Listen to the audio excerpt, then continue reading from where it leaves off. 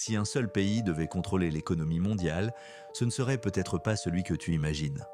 En réalité, l'économie mondiale repose aujourd'hui sur trois puissances différentes.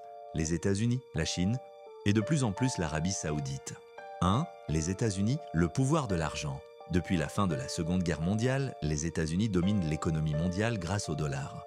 Aujourd'hui encore, environ 57% des réserves des banques centrales dans le monde sont en dollars, ce qui en fait de loin la monnaie la plus utilisée sur la planète. Le dollar sert aussi pour la majorité du commerce international, les dettes des États et même le prix du pétrole. En clair, quand les États-Unis impriment de l'argent ou augmentent leur taux d'intérêt, l'économie mondiale entière peut trembler. 2. La Chine, le pouvoir de la production, mais la Chine contrôle un autre levier encore plus concret, la production.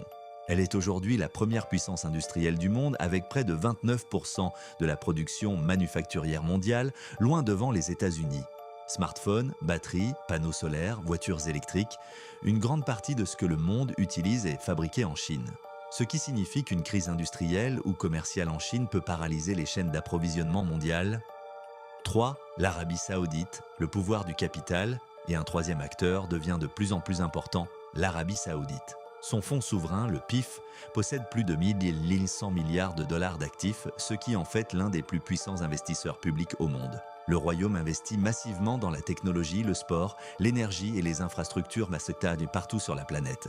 Finalement, l'économie mondiale ne dépend pas d'un seul pays. Elle repose sur un équilibre fragile. L'argent américain, la production chinoise et le capital du Moyen-Orient. Selon toi, quelle puissance dominera l'économie mondiale dans 20 ans ? Les États-Unis, la Chine ou un autre pays? Dis-le en commentaire.